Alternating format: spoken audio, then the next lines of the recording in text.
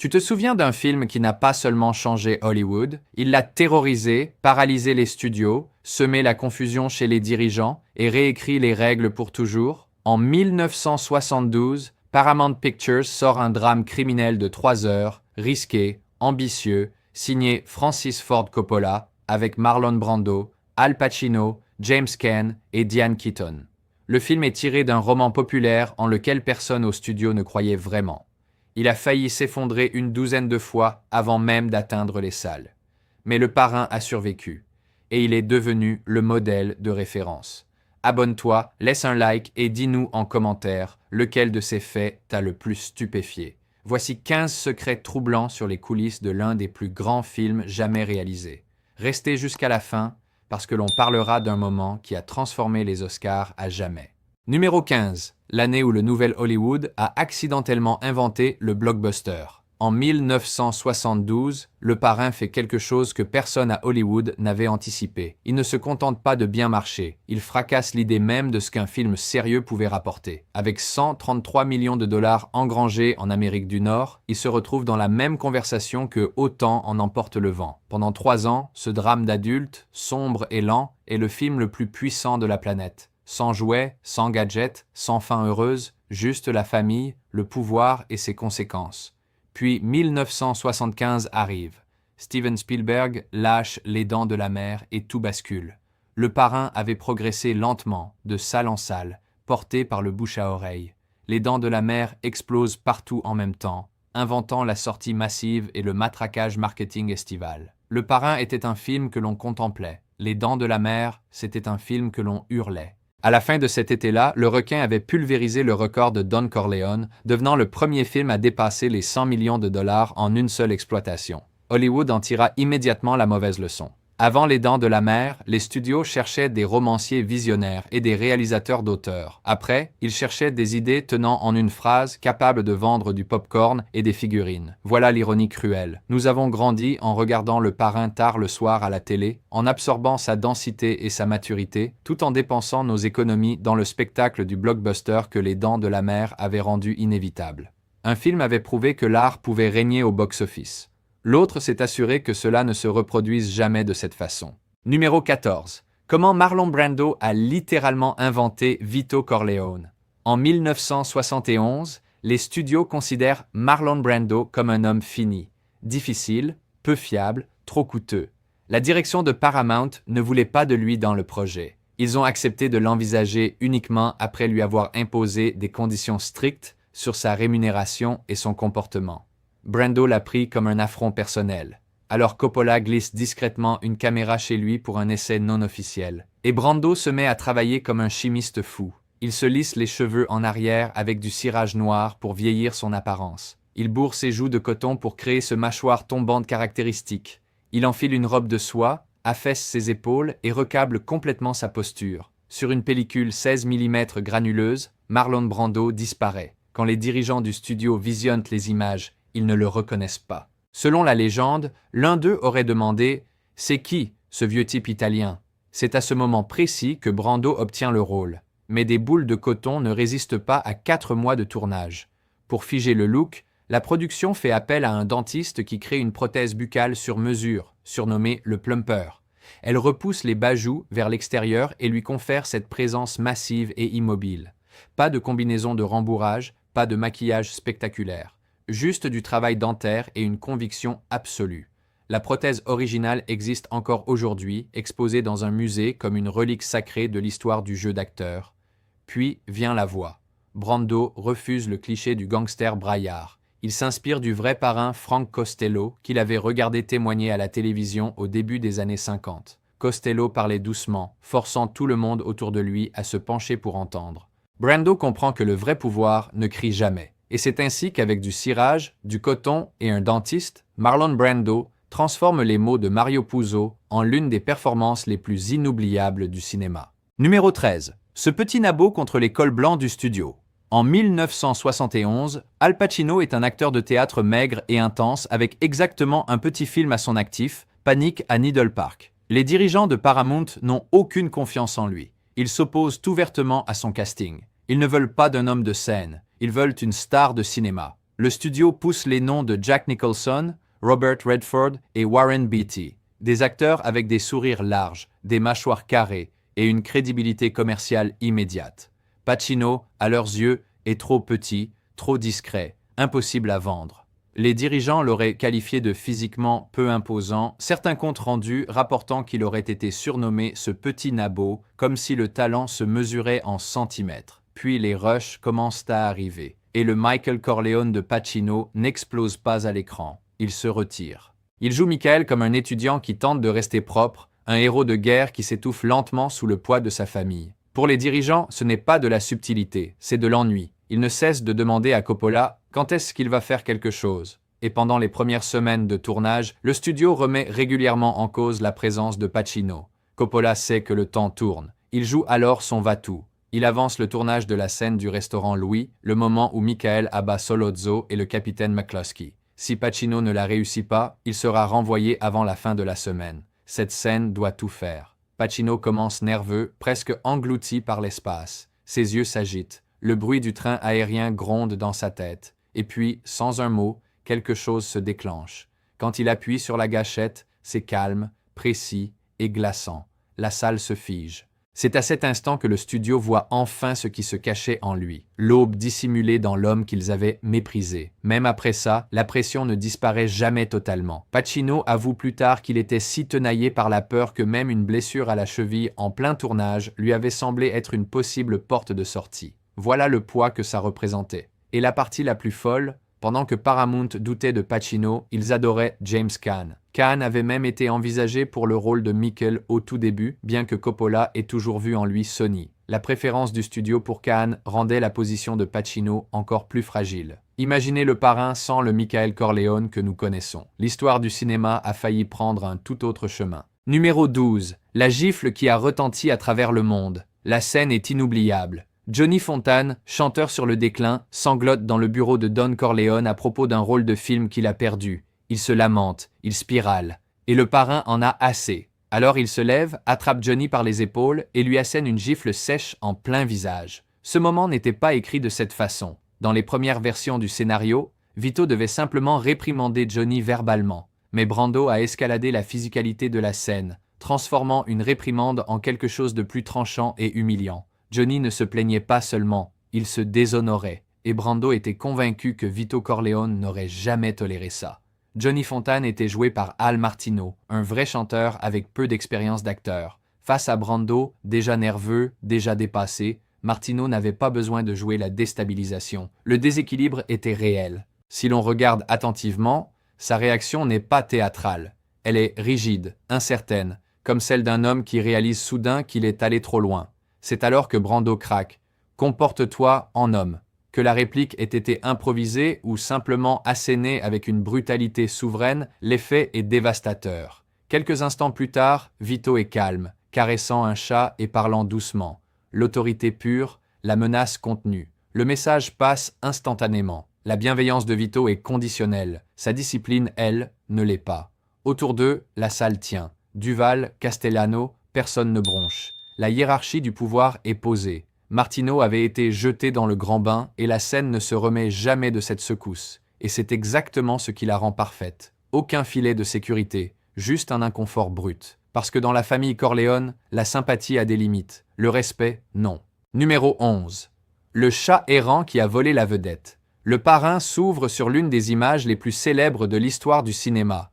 Amerigo Bonasera implore la justice tandis que le Don Corleone de Marlon Brando est assis calmement dans l'ombre, caressant un chat. Ce chat n'était pas dans le scénario. Le jour du tournage, Francis Ford Coppola trouve un félin errant qui rôde dans les locaux de Paramount. Il le glisse dans les bras de Brando quelques instants avant que les caméras ne roulent. Sans répétition, sans plan, juste l'instinct. Brando, amoureux des animaux toute sa vie, en fait immédiatement partie intégrante de sa performance. Un homme discutant calmement de violence, de trahison et de meurtre, tout en apaisant doucement une créature qui ronronne. Le contraste était parfait, la puissance enveloppée de douceur, un prédateur au repos, mais l'improvisation crée un vrai problème. Le chat est si à l'aise dans les bras de Brando qu'il ronronne sans interruption, suffisamment fort pour parasiter l'enregistrement des dialogues. l'équipe son ne peut pas régler le problème sur le plateau et Brando doit réenregistrer une grande partie de la scène en post-production. Pourtant, la présence demeure intacte. Le chat ne survit pas seulement au montage, il définit l'instant. Ce seul choix imprévu contribue à faire du Don Corleone quelque chose de nouveau. Pas un gangster qui hurle, mais une force calme et maîtrisée, capable de tendresse et de brutalité dans le même souffle. Pas de dresseur, pas d'effets spéciaux. Juste un réalisateur qui fait confiance à son instinct, un acteur qui fait confiance au moment, et un chat errant très chanceux. Parfois, l'histoire du cinéma se planifie, et parfois, elle vient tout simplement s'installer dans vos bras pour faire une sieste. Numéro 10. Le colosse qui ne jouait pas la comédie. Luca Brasi est l'homme que même les autres mafieux craignent. Ce qui le rend si perturbant, c'est le peu qu'il dit, et l'authenticité absolue de ce qu'il dégage. Et ce n'était pas un hasard. L'acteur qui l'incarne, Lenny Montana, n'était pas un comédien formé. Avant le film, il était catcheur professionnel, videur, et une présence de 2 mètres avec de vraies connexions dans le milieu souterrain new-yorkais. Il n'avait pas besoin d'imaginer l'intimidation. Il avait vécu autour d'elle. Montana n'était pas castingé à l'origine. Il aurait approché Coppola pendant la production en cherchant du travail. Coppola le regarde et comprend immédiatement qu'il n'a pas besoin d'apprendre à cet homme à paraître dangereux. Mais voilà l'ironie. Quand Montana se retrouve enfin face à Marlon Brando, le type le plus intimidant de la pièce s'effondre complètement. Dans la scène du mariage, lorsque Luca Brasi remercie Don Corleone pour l'invitation, Montana transpire, bégaie et massacre ses répliques. Ce n'est pas du jeu d'acteur. Il était sincèrement terrorisé par Brando, son idole. La plupart des réalisateurs auraient crié « coupé ». Coppola, lui, y voit une opportunité. Au lieu de corriger la performance, il construit le personnage autour d'elle, ajoutant une scène où Luca répète nerveusement ses mots à l'avance. Soudain, le bafouillage n'est plus une erreur. C'est de la déférence, de la peur, de la dévotion. Cela rend Don Corleone divin. Et la superposition entre fiction et réalité devient impossible à ignorer. Juste avant le début de la production, le vrai mafieux Joe Colombo est abattu en public. Un rappel que le parrain n'était pas seulement inspiré de la rue, il en frôlait les contours de très près. Alors quand Luca Brasi tremble devant le parrain, vous ne regardez pas une mauvaise performance. Numéro 9. Le mot qu'on n'entend jamais. Vous pouvez regarder chaque minute du parrain, toutes les 175, et vous entendrez parler de la famille, des affaires, des alliances et des codes silencieux du monde souterrain, mais un mot n'apparaît jamais, pas une seule fois. Mafia est absent du film, et non, ce n'était pas de la retenue artistique, c'était de la survie. Quand Paramount donne son feu vert au projet, la Ligue italo-américaine des droits civiques déclenche une protestation agressive. La Ligue est menée par Joe Colombo qui affirme que le roman de Mario Puzo est offensant. La pression monte rapidement. La Ligue aurait influencé des commerçants locaux et compliqué l'obtention des permis de tournage. Le film était en danger avant même que les caméras ne roulent. Le producteur Al Rudy rencontre alors secrètement Colombo. L'accord est un classique du genre Hollywood contre le pouvoir réel. Les bénéfices du film iront au fonds hospitalier de la Ligue, et toute mention de mafia ou de Cosa Nostra sera effacée du scénario. Mais voilà ce que certains historiens du cinéma avancent. Cette contrainte a peut-être rendu le film meilleur. Ne pas pouvoir nommer les choses a obligé Coppola à montrer le pouvoir au lieu de le proclamer. Les Corleone semblent insulaires, secrets, intouchables. Les hommes d'honneur ne prononcent jamais le mot « mafia » ouvertement. Ils parlent en code. Le silence imposé par le scénario rend ce monde authentique. L'ironie, c'est que les dirigeants de Paramount ont critiqué Rudy pour avoir négocié avec Colombo. Mais quand le film est devenu un phénomène, tout le monde l'a commodément oublié. Certains mafieux auraient même adopté la terminologie du film, se désignant eux-mêmes comme parrain ou don. C'est pourquoi le parrain dégage une élégance que d'autres films du genre ne possèdent pas. Ici, le pouvoir s'exerce dans la patience et le silence, jamais dans les clameurs. Numéro 8. L'orange, mauvais présage. Quand un fruit devient une menace, même quelque chose d'aussi anodin qu'une orange peut ressembler à un avertissement. Les agrumes apparaissent avec insistance juste avant que les choses tournent mal. Une touche de couleur vive dans un monde qui vit dans l'ombre. Et personne ne l'avait planifié. Du moins, pas au début. Le chef décorateur Dean Tavoularis a utilisé des oranges pour une raison très simple. Elles ressortaient bien visuellement contre tous ces bruns et ces dorés. Pas de symbolisme, pas de message caché. Juste de la décoration de plateau. Mais quand le film a pris forme au montage, un motif est apparu, intentionnel ou non. À la table de Jack Waltz, un bol d'orange trône en arrière-plan pendant qu'il dîne avec Tom Hagen. Peu après, il y a une tête de cheval dans son lit. Vito Corleone s'arrête à un étal de rue pour acheter des oranges et quelques instants plus tard, il est criblé de balles. Les fruits roulent sur l'asphalte pendant que son corps s'effondre. À la réunion des 5 familles, des coupes de fruits, des oranges parmi elles, ornent la table, entourée d'hommes dont le destin est déjà scellé. Et puis, la dernière scène de Vito, il joue avec son petit-fils dans le jardin, découpe une orange et place l'écorce sur ses dents pour faire un monstre rigolo. L'enfant rit, Vito s'effondre, crise cardiaque, mort. Chacun de ces moments appartient au premier film. L'équipe n'avait réalisé à quelle fréquence les oranges étaient apparues qu'une fois le film terminé. Mais dès qu'ils s'en sont aperçus, Coppola a délibérément intégré ce motif dans les deuxième et troisième parties. Les oranges sont passées d'une heureuse coïncidence à un outil narratif conscient, et le public a craqué le code entre les deux. Une fois que vous voyez le schéma, impossible de l'effacer. Regardez le film à nouveau. Ce petit étal de rue ne paraîtra plus jamais innocent. Nous sommes à mi-parcours de ce compte à rebours. Dites-nous en commentaire combien de fois vous avez regardé Le Parrain en entier et quelle scène vous donne encore des frissons aujourd'hui. Laissez un like si vous appréciez ce genre de plongée en profondeur, ça nous aide vraiment à continuer. Numéro 7. La connexion Sinatra. Johnny Fontane contre le Chairman of Cool. Pendant des décennies, Le Parrain a traîné l'une des rumeurs les plus tenaces d'Hollywood. Johnny Fontane n'était pas juste un personnage, c'était Frank Sinatra. Les parallèles étaient difficiles à ignorer. Fontane est un chanteur dont la carrière stagne avant de renaître miraculeusement après qu'une force invisible a fait pression sur les bonnes personnes. La carrière de Sinatra avait connu un creux au début des années 50 avant de ressusciter de façon spectaculaire avec Tant qu'il y aura des hommes, un comeback longtemps entouré de murmures sur des connexions mafieuses. Ces murmures n'ont jamais été prouvés et Sinatra les a niés jusqu'à la fin de sa vie. Mais quand Mario Puzo a introduit Johnny Fontane, la ressemblance était suffisamment troublante pour mettre les gens mal à l'aise, Sinatra lui-même en premier. Avant même le début du tournage, Puzo affirme que Sinatra l'a confronté au restaurant Chasen's à Beverly Hills. Selon Puzo, Sinatra a explosé, l'insultant, le menaçant et lui signifiant clairement qu'il croyait le personnage basé sur lui. Puzo a maintenu que ce n'était pas le cas, et techniquement, il avait raison. Il a déclaré plus tard que Johnny Fontane était un composite tiré de plusieurs carrières de chanteurs et d'histoires de pouvoir hollywoodiens. Mais il a également reconnu comprendre parfaitement pourquoi Sinatra l'avait pris personnellement. Publiquement, Coppola et Puzo ont nié tout lien direct. En privé, la ressemblance a fait son travail. Le studio a casté Al Martino et laissé le public établir les connexions par lui-même. La controverse est devenue partie intégrante du mythe du film. Numéro 6. Le mariage Corleone, quand la fiction est devenue réalité. L'ouverture du Parrain présente un mariage si authentique qu'on a presque envie de confirmer sa présence. Francis Ford Coppola n'a pas filmé une scène hollywoodienne ordinaire. Il a construit quelque chose qui semblait vécu de l'intérieur. Coppola n'a pas voulu des figurants classiques. Il a recruté de vraies familles italo-américaines de Staten Island et du New Jersey. Chaque personne qui danse, qui rit, qui lève un verre est authentique. Ces gens savent exactement comment un mariage doit se sentir. L'énergie, le chaos, la joie.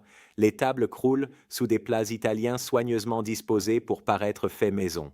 La chaleur n'est pas dans le scénario. C'est une mémoire culturelle capturée sur pellicule. Et voilà où les choses deviennent fascinantes. La Ligue italo-américaine des droits civiques a participé à la consultation de la production et Coppola a travaillé étroitement avec des figures communautaires pour que le film respire le respect et l'authenticité. Cette collaboration a offert à la scène du mariage une texture qu'aucune production classique de studio n'aurait pu inventer.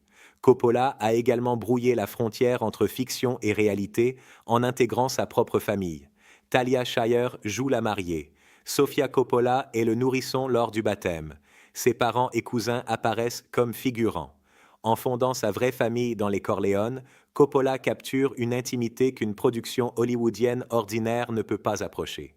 C'est pour ça que la violence qui survient plus tard est si percutante. Après avoir passé 40 minutes à un mariage qui ressemble à une réunion de famille, le chaos qui suit devient personnel. Numéro 5. Le prince des ténèbres, quand on ne pouvait pas voir leurs yeux. En 1972, Hollywood favorisait généralement un éclairage lumineux, chaque ride visible, chaque dollar du cachet de l'acteur affiché. Puis, le chef opérateur Gordon Willis arrive et réécrit les règles. Willis sous-expose délibérément la pellicule et éclaire les acteurs par le haut, plongeant leurs yeux dans des ombres profondes et veloutées. Pour lui, c'est de la narration pure. Si vous ne pouvez pas voir les yeux d'un homme, vous ne savez pas ce qu'il pense. Parfait pour un film sur la trahison, les secrets et les machinations obscures de la famille Corleone. Quand les dirigeants de Paramount voient les rushs, ils paniquent. Certains crient à la prise de risque insensée et poussent Coppola à retourner les scènes avec un éclairage plus conventionnel. Coppola refuse. L'obscurité est la magie. Son audacieux travail à la lumière contribue à transformer la façon dont les films de crime sont photographiés, influençant la cinématographie plus sombre et plus atmosphérique de French Connection, puis des Sopranos. L'industrie le surnomme « le prince des ténèbres », et il porte ce titre comme une médaille d'honneur. Numéro 4. Le massacre au péage. Une minute de carnage à 100 000 $. En 1972, Francis Ford Coppola met en scène l'une des scènes de mort les plus choquantes que les spectateurs aient jamais vues. L'embuscade de Sonny Corleone au péage. À l'époque, les morts au cinéma restaient impolis. Le sang était suggéré, jamais étalé. Mais Coppola voulait que la mort de Sonny ressemble à une agression contre les sens.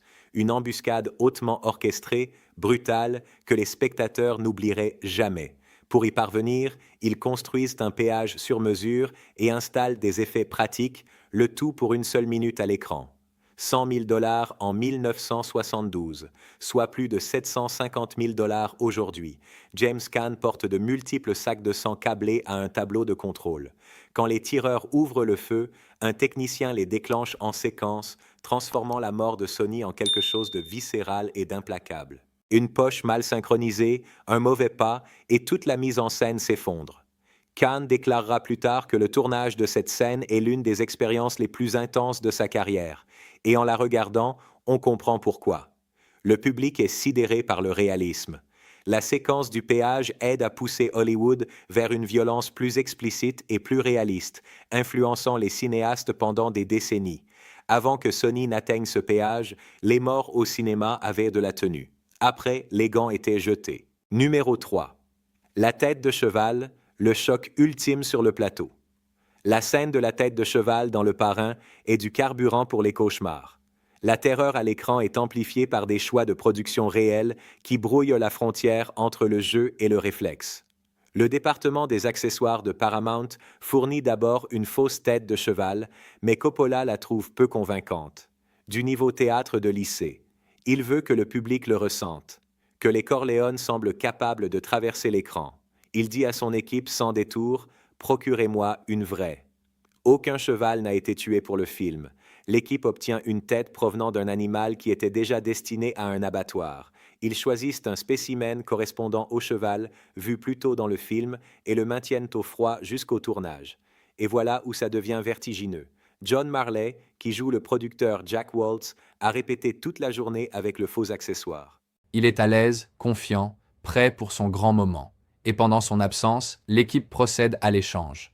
Quand Marley repousse ses draps de satin, sa réaction est, selon les témoins, intense, bien plus forte que tout ce qui avait été répété. Coppola garde les caméras en route, capturant quelque chose de brut et d'inoubliable. Ça fonctionne. Ce seul instant devient l'une des scènes les plus évoquées de l'histoire du cinéma. Numéro 2. La chaise vide, quand une victoire aux Oscars devient un acte de résistance. En 1973, Marlon Brando fait exploser la tradition des Oscars sans même se montrer. À la 45e cérémonie des Academy Awards, tout le monde sait que Brando a déjà gagné. Sa performance en Vito Corleone est légendaire, un rôle qui consolide son statut de plus grand acteur vivant. Quand son nom est annoncé, la salle attend une légende. À la place, elle reçoit un moment qui change les Oscars à jamais.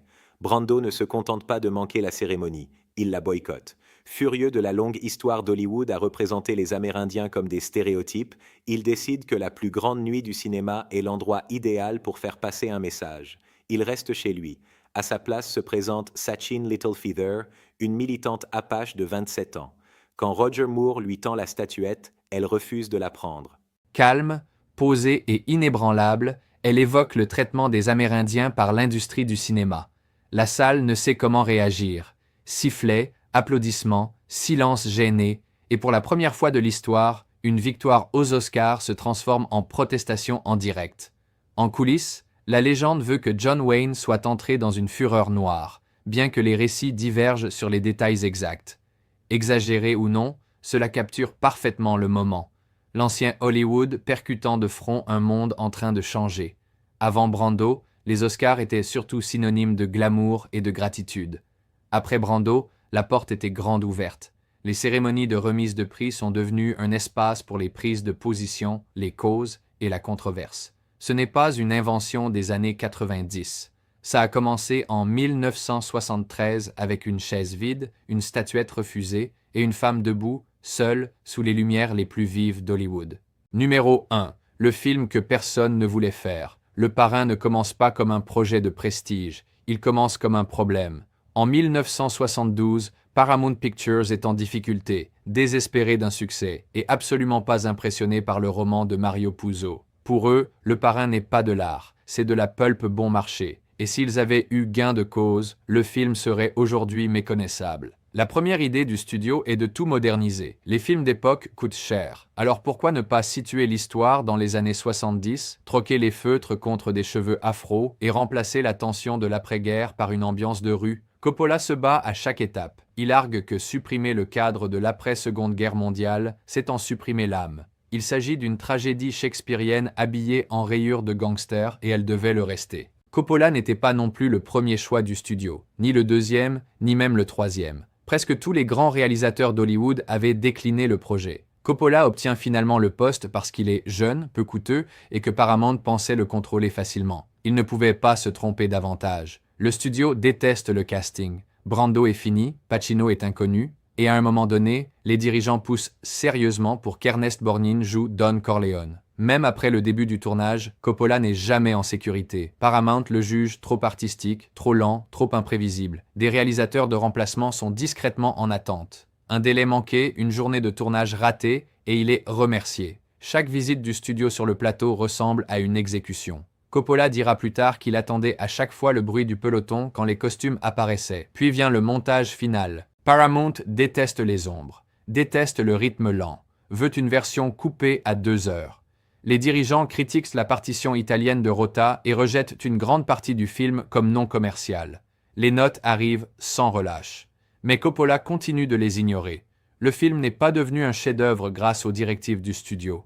Il a survécu parce que Coppola, Puzo, Gordon Willis et Brando se sont refermés sur eux-mêmes comme une famille. Ils ont protégé la vision, ignoré la panique et fait confiance à l'histoire. Et quand le film est devenu un phénomène culturel, le même studio qui avait tout tenté pour le saborder s'est empressé d'en réclamer le mérite. Les costumes voulaient quelque chose de sûr, de tendance et d'oubliable. Les artistes voulaient quelque chose de sombre, de patient et d'intemporel. Heureusement, cette fois-là, les artistes ont gagné. Et le cinéma n'a plus jamais été le même. 50 ans plus tard, on en parle encore, on le cite encore, et on mesure encore chaque film policier à l'aune de ce qu'il a accompli. Si ce voyage dans les coulisses vous a captivé, laissez un like, abonnez-vous et dites-nous en commentaire quel film classique vous souhaitez qu'on explore la prochaine fois. Chaque réaction compte énormément et nous aide à continuer à vous proposer ce type de contenu approfondi. À très bientôt.